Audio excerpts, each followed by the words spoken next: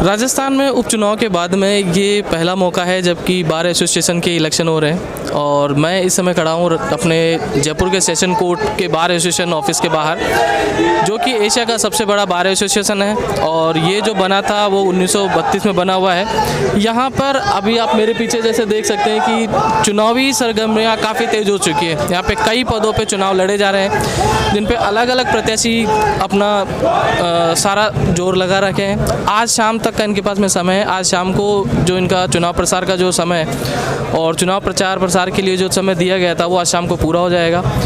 तो इसी के लिए आज हम यहाँ पहुँचे हैं सेशन कोर्ट में और अब इन्हीं उम्मीदवारों से पूछेंगे कि इन लोगों ने क्या सोचा है बार एसोसिएशन के लिए, या फिर जो जूनियर अधिवक्ता हैं, जो इनके जो साथी हैं, नए साथी हैं, उनके लिए क्या इनकी नई उम्मीदें हैं और ये उनके लिए क्या कुछ खास लेकर आएंगे इस बार। तो उसी के लिए आगे चलते हैं, अपन इन लोगों से पूछते हैं। आइए।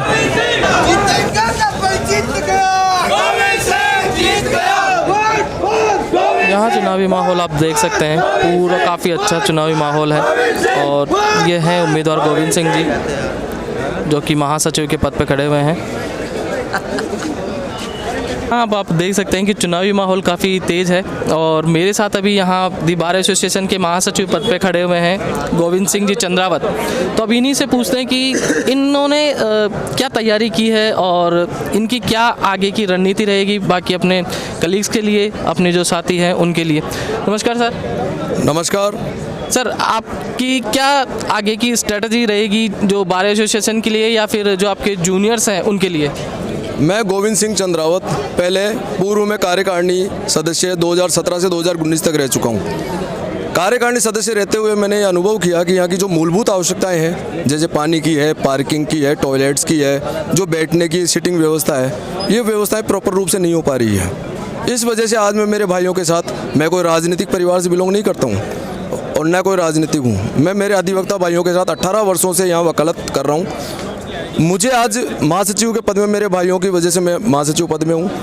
मैं यहाँ महासचिव पद पे अगर जीतता हूँ तो मैं यहाँ की जो मूलभूत आवश्यकता है, यहाँ की जो पार्किंग की समस्या है, यहाँ की जो पानी की व्यवस्था है, उन सभी समस्याओं को मैं फर्स्ट प्रायोरिटी पे लेते हुए मैं उसको पूर्ण करूँगा और अधिवक्ता हितार्थ जो भी यहाँ की मूलभूत आवश्यकता होगी उसमें सबसे आगे मैं अग्रिम पंक्ति में खड़ा रहकर अधिवक्ताओं के समस्त जो भी समस्या होगी उसका निवारण करने में पूरा सहयोग करूँगा। अब हम पूछते हैं, ये युवा वर्ग से हैं, दी बार एसोसिएशन के इलेक्शन में पहली बार खड़े हो रहे हैं पुस्तकालय सचिव पद के लिए, यज्ञांश शर्मा जी। नमस्कार सर। नमस्कार साहब, बहुत बहुत धन्यवाद। सर, आप पहली बार चुनाव लड़ रहे हैं इस पे? बिल्कुल सर, पहली बार है। तो इस पोस्ट के लिए और यहाँ के जो आपके कलीग्स हैं या फिर आपके जो साथी हैं उनके लिए आपकी क्या प्राथमिकता रहेगी?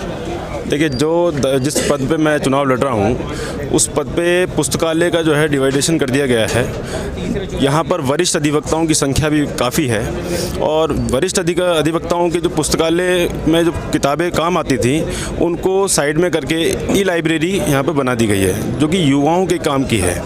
जो वरिष्ठ अधिवक्ता हैं, जो ई लाइब्रेरी का जिनको जो है समझ नहीं है, उनके लिए काफ़ी असुविधाएं हो गई हैं। तो पुनः जो है जो लाइब्रेरी का स्थान था वो दोबारा उसी स्थान पे हम लोग बनवाएंगे और जो नया परिसर बना था उसका डिवाइडेशन करके ई लाइब्रेरी को जो है वहाँ पर स्थान देंगे और उस काम के लिए हम प्राथमिकता देंगे। तो आपने सुना है कि इन्होंने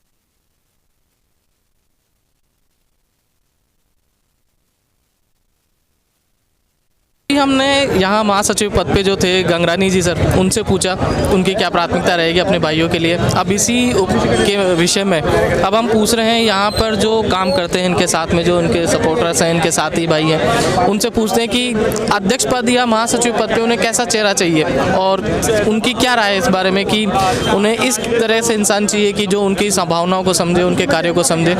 तो पूछते हैं। नमस्कार सर। नमस्कार सर। सर, इस बार चुनाव को लेके क्या माहौल है? अच्छा माहौल है, हमेशा की तरह बहुत अच्छा माहौल है। और आपकी क्या राय रहेगी सर, आपको कैसा महासचिव या अध्यक्ष चाहिए? अध्यक्ष महासचिव ऐसा हो जिसकी साफ स्वच्छ छवि हो और वकीलों के हित में काम करने वाला हो, बार की गरिमा बनाए रखे।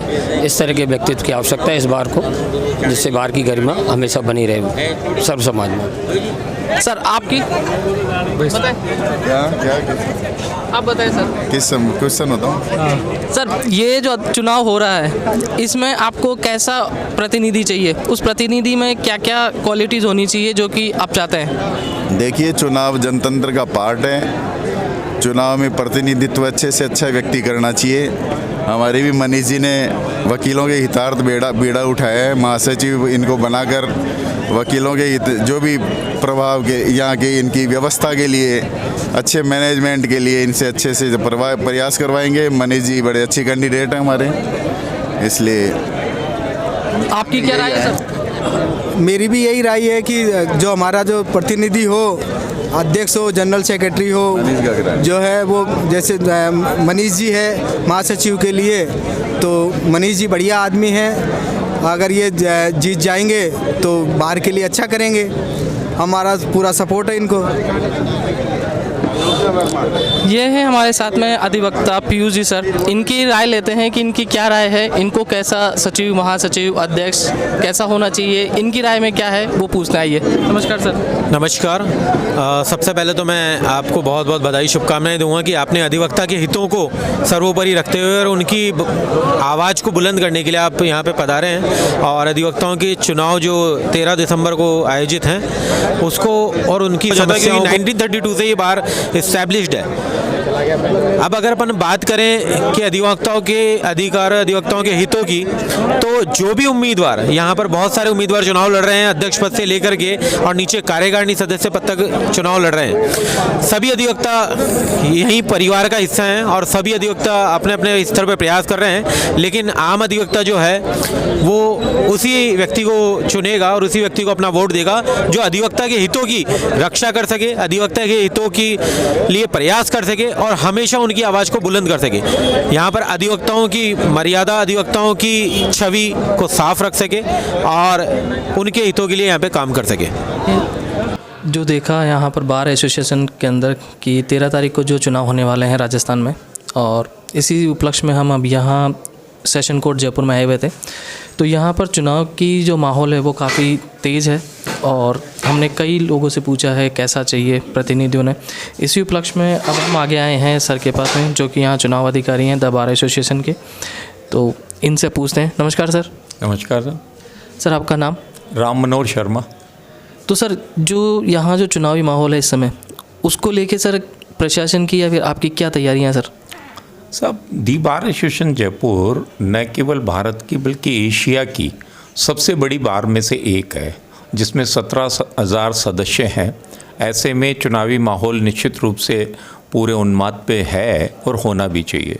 जहाँ तक प्रशासन या हमारी है तो हमारी चुनाव तैयारी पूरी हो चुकी है। हमारी चुनावी टीम ने समस्त कार्य लगभग कर लिए हैं। प्रशासन को इस बारे में सूचित कर दिया गया है, उनको ये बतला दिया गया है कि संख्या और हमारे परिसर की जो स्थिति है कि परिसर बहुत बड़ा नहीं है, तो उस परिस्थिति को मद्देनज़र रखते हुए प्रशासन सुदृढ़ व्यवस्था करे ताकि जितने संसाधन हमारे पास उपलब्ध है उन संसाधनों में पारदर्शी और सुरक्षित चुनाव का व्यवस्था बनाई जा सके। तो चुनाव को लेकर सर क्या रणनीति बनाई गई है अभी यहाँ पर? चुनाव की रणनीति जो हमारे यहाँ जिस तरह से हमेशा चुनाव होता है वैसे ही दी बार एसोसिएशन प्रांगण में बूथ बना दिए गए हैं। बूथ अधिकारी नियुक्त कर दिए गए हैं, पर्ची के लिए अधिकारी नियुक्त कर दिए हैं, कोऑर्डिनेटर्स का नियुक्ति हो चुकी है। हमें जो हमारी BCR के द्वारा जो 3 सदस्य संचालन समिति होती है, चुनाव संचालन समिति, उसके में मेरे को भी एक सदस्य के रूप में अपॉइंट किया हुआ है। मेरे साथ 2 सदस्य हैं, हमारे द्वारा 3 विशेष सदस्य अपॉइंट किए गए हैं।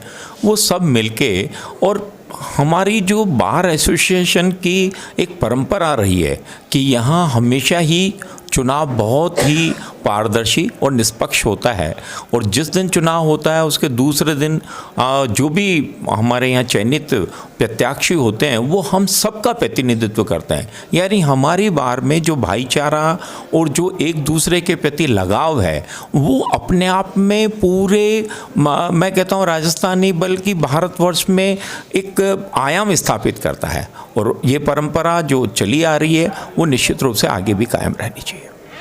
तो चुनाव के लिए सर कितने बूथ बनाए गए हैं इस समय? हमारे चुनाव के लिए 5 बूथ बनाए गए हैं, क्योंकि 5 बूथ बड़े मिल गए हमें, इसलिए 5 बड़े बूथ बनाए हैं। उनके बूथ के जो प्रतिनिधि करने वाले बूथ अध्यक्ष बनाए गए हैं, उनके साथ 9 सदस्यीय टीम बनाई गई है, और इस प्रकार से सही तरीके से चुनाव संचालित हो जाएगा।